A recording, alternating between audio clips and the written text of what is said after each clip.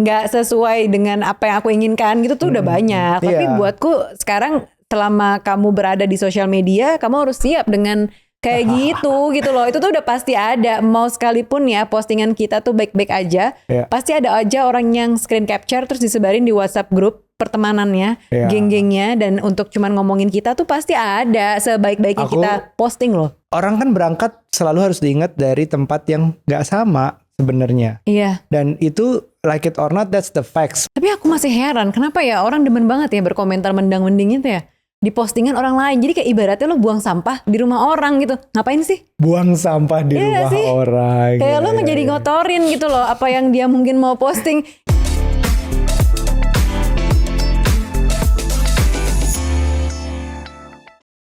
Halo parents, kembali lagi di podcast Curhat Babu, curhatnya Bapak dan Ibu. Yeay. Kamu suka lihat gak di Instagram, di TikTok? Cila kayak yang main TikTok aja gue.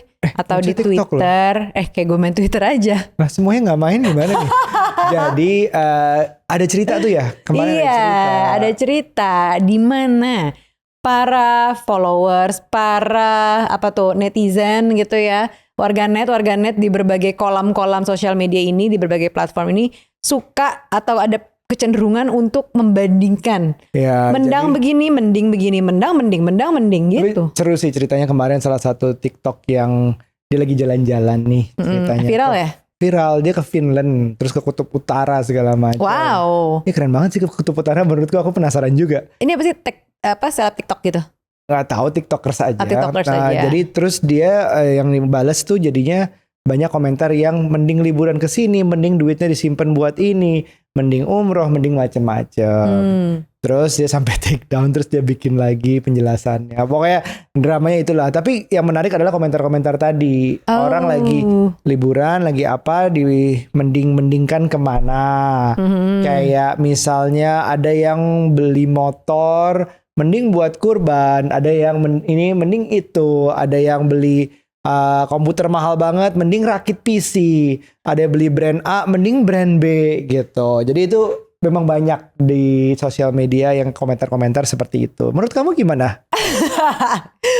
Kalau aku udah sering dikomentarin netizen sih di akun sering banget ya? Sering banget, walaupun gak mendang-mending sih. Cuman ada aja gitu loh komen-komen yang gak sesuai dengan apa yang aku inginkan gitu tuh udah banyak. Tapi buatku sekarang selama kamu berada di sosial media, kamu harus siap dengan kayak gitu loh. Itu tuh udah pasti ada. Mau sekalipun ya postingan kita tuh baik-baik aja, pasti ada aja orang yang screen capture terus disebarin di WhatsApp grup pertemanannya, geng-gengnya, dan untuk cuman ngomongin kita tuh pasti ada sebaik-baiknya kita posting loh. Aku tuh lucu sih, maksudnya di beberapa tech review aku tuh kayak, aku kan review teknologi ya, artinya satu gadget pasti ada yang bilang mending beli ini, pakai ini harganya lebih murah misalnya. Atau enggak ininya fitur A-nya lebih bagus misalnya. Itu enggak ada habisnya. Maksudnya gini loh. Pertama aku mereview teknologi kan juga belum tentu semua barang gue punya ya. Pasti ada barang yang kerjasama, ada yang barang sendiri beli.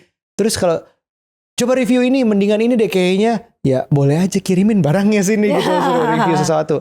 Tapi kedua juga aku ngelihatnya ini dalam post purchase bias, kalau udah pernah dengar tuh. Jadi kayak misalnya belum apaan tuh? Nah, dalam dunia gadget juga ada ngefans atau fanatisme terhadap suatu brand. Apple disebut fanboy, Xiaomi juga ada, pokoknya yang kuat-kuat banget fanatismenya. Jadi kayak ini tuh sebenarnya sampai meragukan nih biasnya, apakah ini benar-benar produknya bagus atau memang ini post purchase bias. Artinya bias yang tercipta karena kita sudah memilih sesuatu. Contoh, aku udah beli nih tablet ini, terus bukan aku belain banget ini tablet bagus banget karena udah aku beli, bukan karena ini memang bagus, ngerti nggak? Jadi aku nggak mau dikritik bahwa pilihan gue salah, hasil riset gue bahwa bilang ini bagus salah, nggak mau dikritik, pokoknya ini pasti bagus karena udah aku beli, just for that fact.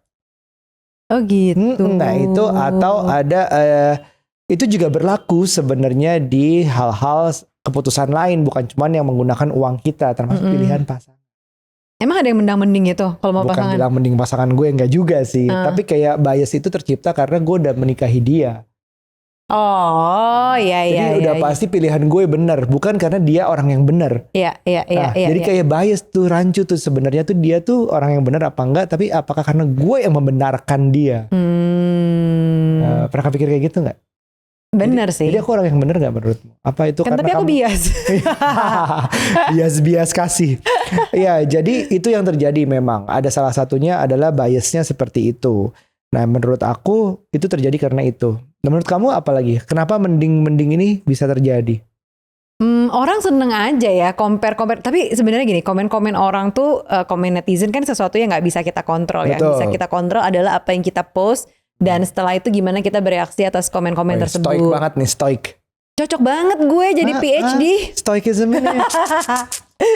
Nggak. Tapi balik lagi, menurutku kita bisa mengontrol apa yang kita post. Nah, kalau dalam case tadi konteksnya TikToker yang bikin postingan dia liburan dan kalau cuma sampai liburan, aku rasa orang ya udahlah. Berarti kalau ada yang komen, sebenarnya nggak ada yang salah dengan posting liburan. Tapi mungkin menjadi bumbu ketika dia spill budgetnya berapa gitu. Karena kalau udah ada hal yang sensitif yaitu uang, ada perhitungan, biasanya orang tertrigger untuk ikutan berkomentar gitu. Mendingan ini dong lo, mendingan ini dong, lo mendingan itu dong. Gitu. Jadi kayak seolah-olah udah paling benar gitu. Daripada duit lo pakai ke Finland, lo mendingan buat ke sini, lo mendingan begini gitu. Atau bahkan juga membenarkannya jadi kayak ya mendingan lo umroh dong segitu gitu kan. Padahal sebenarnya tujuan untuk share budget ada bagusnya juga kalau dia berbicara ke orang atau followers atau apapun yang memang selevel sama dia, sehingga angka tersebut nggak dianggap sebagai sesuatu yang fantastis gitu. Oh ya, sesuatu yang wajar aja. Iya betul. Ya sih. Dan memang orang kan berangkat selalu harus diingat dari tempat yang nggak sama sebenarnya. Iya. Dan itu like it or not, that's the facts. Maksudnya keadaannya sepertinya memang seperti itu. Kalau dibilang kita itu kanvas kosong dari lahir, nggak juga sih. Nggak juga. Mungkin mau dibilang keadaannya sama, nggak juga. Jadi sesuaikan dengan prioritasnya gitu. Kalau memang itu angka yang fantastis bukan untuk kalian, ya udah nggak apa-apa. Emang prioritasnya itu emang mendingan itu prioritas hidupnya juga beda. Ada yang mungkin duniawi, ada yang mungkin macam-macam lah. Atau mungkin ternyata sih ini udah bilang bahwa dia udah pernah umroh sebelumnya, salah satunya. Dan untuk tahu posisi di mana, dan itu membuat kita juga ingin berempati ke orang. Dua hal sih, dari yang content creatornya sampai yang berkomentar punya empati, itu juga hal yang penting. Iya. Tapi aku nggak tahu nih, aku bias atau enggak ya. Kalau misalnya postingan itu soal liburan dan ada spill budgetnya, kalau aku sebagai netizen, aku akan ngelihatnya, oh lumayan nih, nanti gue jadi tahu once gue ke Finland kapan-kapan, gue juga nggak tahu kapan, gue jadi tahu kan budgetnya berapa. Jadi maksudnya aku ngelihat pakai kacamata yang positif aja gitu.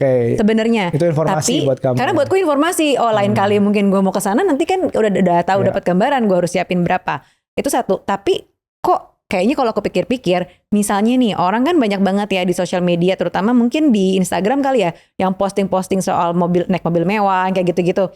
Nah dengan dia posting kayak gitu, gue kok agak ke-trigger kayak kayak orang kayak baru banget nih, OKB gitu loh. Malah kayak gitu loh gue. Bias gak sih gue? Tapi kalau ngeliat orang lagi liburan atau apapun itu dia spill gitu, aku gak nganggap itu kayak dia sombong sih, cuman ngasih tahu oh mungkin nanti gue butuh kali gitu.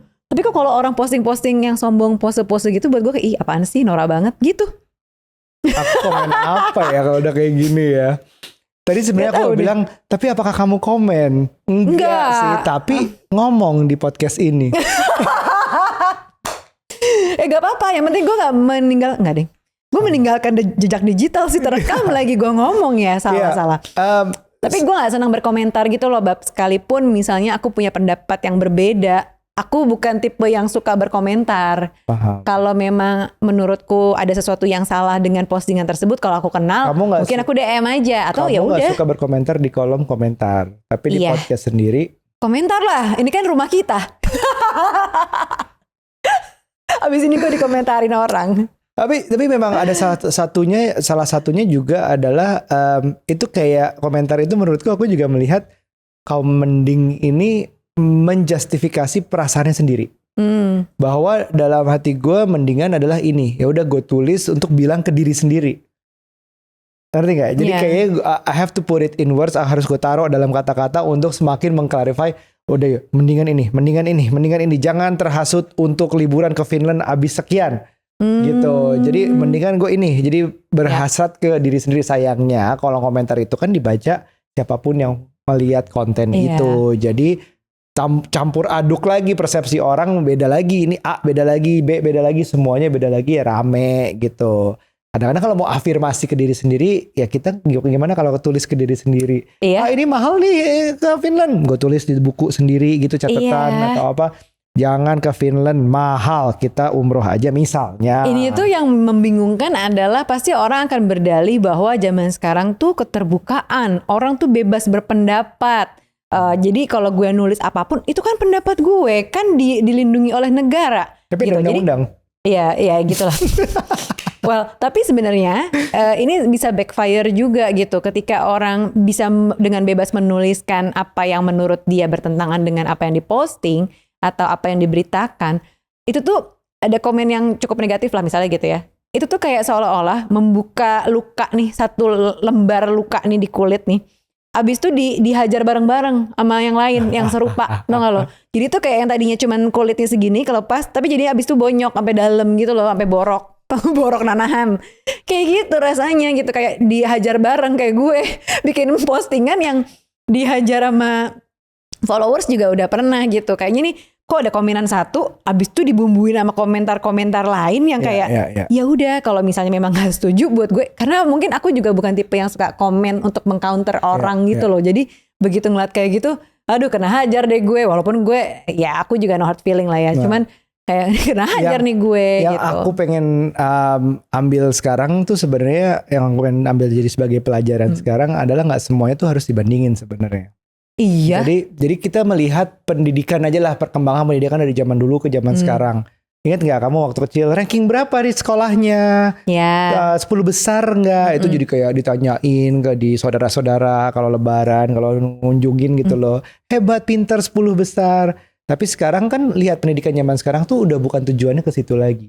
Karena membandingkan A dengan B dengan kita bukan tadi kanvas kosong yang sama waktu lahir, itu bisa tidak sehat ujungnya gitu. Karena bisa aja anak itu merasa kecil misalnya, merasa nggak mampu, padahal dia mulainya dengan tempat yang berbeda. Kayak pendidikan selalu ada meme yang kita sering lihat adalah ikan nggak usah disuruh manjat pohon, gajah jangan disuruh berenang. Jadi kolamnya tuh beda-beda, tempat berkembangnya tuh beda-beda. Nah kita pun sendiri sama, kita nggak bisa selalu membandingkan ke orang lain.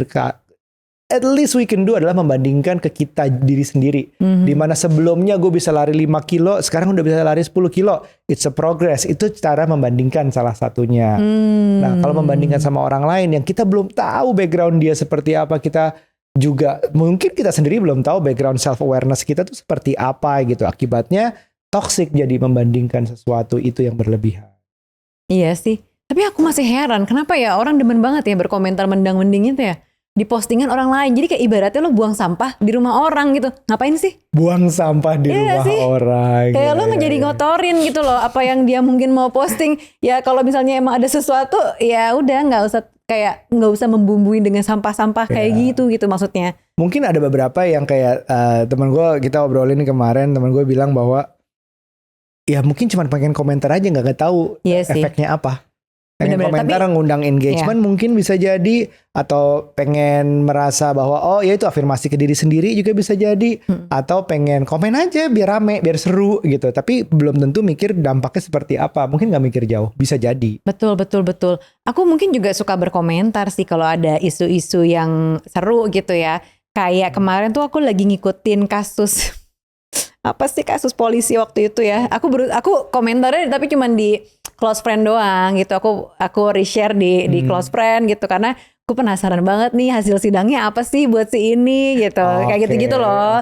Tapi lebih kayak gitu sih, tapi nggak kayak berusaha framing bahwa wah si ini pasti salah nih, oh si ini yang pasti bener nih atau apa gitu. Enggak sih, cuman kayak gue ngikutin banget nih, seru banget ya. Nah terus teman-temanku pada komen, sama gue juga nungguin banget nih hasilnya. Lebih kayak gitu, bukan mengarahkan bukan ngedrive orang untuk benci banget sama A atau sama si B gitu.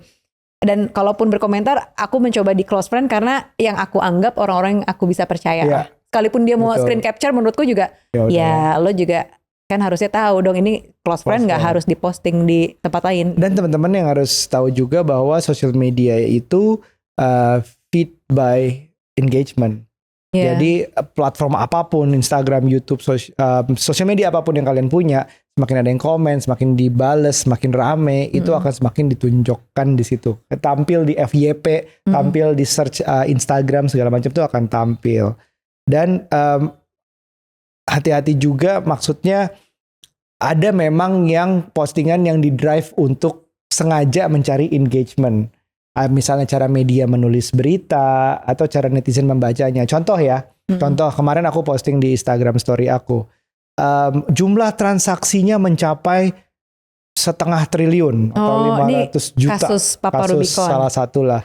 Aku bukan ngomongin kasusnya, lebih ke arah siapa yang salah, bukan, tapi lebih ke arah itu netizen membacanya adalah saldonya dia tuh 0,5 T. Sedangkan 0,5 M. Iya benar 0,5 T ya. 500 M. Banyak yang membaca tuh seperti itu. Padahal itu adalah jumlah transaksi. Artinya keluar masuk entah gimana dari 40 akun itu kayak gitu. Tapi kan untuk narik engagement orang, dia harus nulis angka yang fantastis. Seru nih. Gua nggak salah dong, beritanya memang kayak gitu. Tapi on the other side banyak orang yang kesalahan baca bahwa itu akunnya ada segitu, kekayaannya dia segitu. Walaupun sekarang masih dalam tahap penyelidikan. Lah who knows. Cuman poin gue adalah suatu postingan itu di drive emang suka mancing engagement. Iya. Dan apakah kalian akan terpancing, itu silahkan kita serahkan balik. Jadi tuh ini tuh masalah kayak ayam dan telur dan ayam mana duluan gak sih? Kayak ini tuh dan Nabi orang Adam tuh duluan.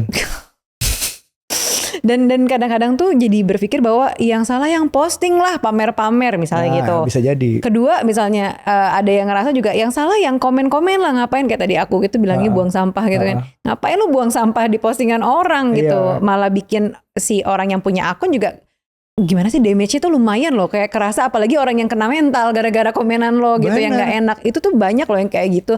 Maksudnya ini sama-sama salah siapa gitu, tapi ini bukan, kalau buatku bukan ngelihat siapa yang salah siapa yang benar ya, dan bukan kau mendang mending nih, tapi buat pelajaran kita semua, buat hati-hati mana yang perlu dikomen, mana yang nggak perlu dikomen, mana yang ya udah japri aja kalau memang ada sesuatu yang personal yang perlu disampaikan ya kan. Jejak digital di mana-mana, kalau emang dia mau pamer-pamer di akun sendiri ya nggak apa-apa juga. Terus kalau emang dia mau spill budget liburan gitu, menurutku nggak apa-apa. Mungkin tujuan dia untuk kayak kasih tahu ke orang lain gitu loh. Yang mungkin dia mencoba berbicara kepada level yang sama gitu kan. Kayak tadi Arya bilang, starting point orang kayak mulainya dari mana beda-beda gitu. Dia berbicara mungkin yang tadi tuh yang TikTokers itu berbicara untuk orang yang di liburan, orang yang memang mampu liburan ke Finland, dan dia mencoba kasih tahu gitu. Liburan itu segini gitu, jadi nggak perlu dibandingkan dengan orang yang mau berangkat umroh, mungkin beda gitu kan tujuan orang. Atau justru memang gue udah pernah aja umroh, ngapain gue umroh lagi misalnya gitu kan, gue pengen tujuan lain gitu kan, beda-beda. Tapi yang pasti ini adalah masalah self control. Jadi pastikan kita nih semua orang gitu ya harus punya self control yang bagus. Tahu mana yang perlu dikomen, tahu mana yang perlu dipost atau tidak, dan pastikan bacanya baik-baik tuh. Setiap postingan suka ada call to actionnya ya kak. Kayak postingan aku soal Raisa, kan aku cuma nanya siapa yang ngefans juga sama Raisa, kenapa aku dikomenin yang lain. Sabar ya. Nah gitu, jadi ingat ya pelajaran-pelajarannya gitu. Semoga bisa dipetik sedikit. Jadi kayak jangan semua tuh perlu dibandingin. Bandingin mungkin ke diri sendiri sebelumnya, apakah kita sudah progress, improve apa enggak, lebih baik apa enggak, itu juga bisa. Dan kamu juga poinnya bagus soal telur dan ayam. Jadi maksudnya kalau misalnya postingan-postingan ini juga nggak akan semakin banyak posting flexing kekayaan misalnya kalau nggak ada engagement. Ya, kalau semakin ramai yang komen, semakin banyak yang senang atau nggak senang pun itu dihitung engagement. Ya posting lagi rame, gue naik terus makin rame kayak gitu loh. Itu ayo diingat.